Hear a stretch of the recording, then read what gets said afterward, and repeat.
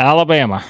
Do you think Nick Saban has ever smiled as much as he is right now, knowing that there are people out there that are doubting the Alabama Crimson Tide heading into the season?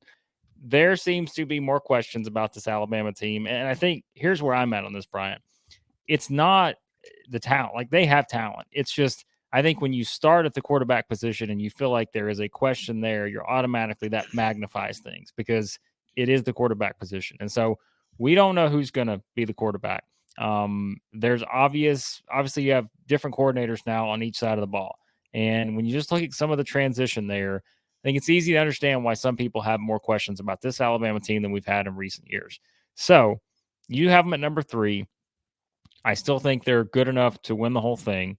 But yes, there I think are more questions just because there's not as much certainty as we're used to with Alabama, and maybe that's just where it opens up the holes to be a little bit more doubtful about their ability to perhaps run the table.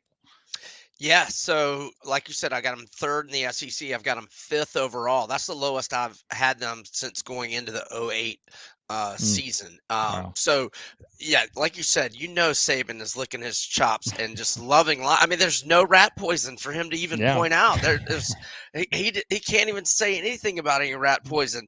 And another great thing they have going for them is that, in my mind, their 5 toughest games are at home. That being LSU, Tennessee, Arkansas, Ole Miss, and Texas in no particular order. Or actually, I think I was going in reverse order. But anyhow, now it's going to be tough at A&M. They are favored by 8.5. Ole Miss at home is not a layup. They are favored by 15.5. They're favored by 7 in the Texas game. I think they're 40 against Middle Tennessee.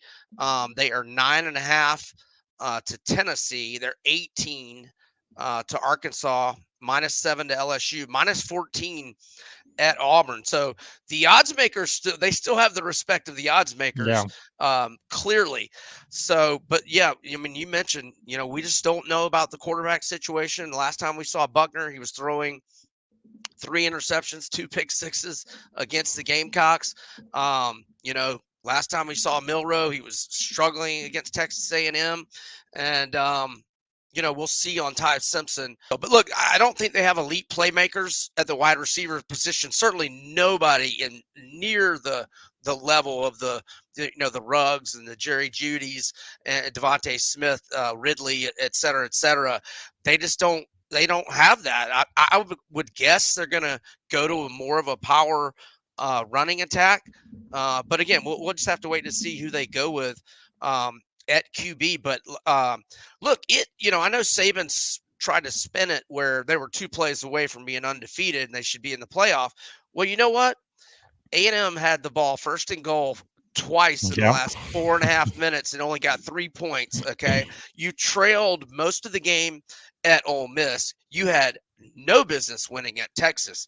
I mean, it could have been a sky is falling catastrophic, 8-4, 7-5 type of season last year. And if they don't get good QB play this year, and I would rank their QB room 13th, Florida only being worse. I mean, I think I'd rather have AJ Swan than any of these guys.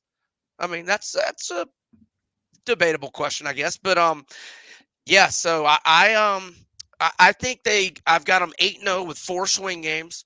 The 4 swing games, all winnable, all losable. At A&M, Tennessee at home, LSU at home, and at Auburn. I mean, they could get picked off, especially if Freeze has his team playing well. It's always going to be a hornet's nest at Jordan Hare for the Iron Bowl in terms of the crowd being a major factor. So if I got to say, I would say Alabama. I would say either 9-3 or 10-2. The win total is a pass for me.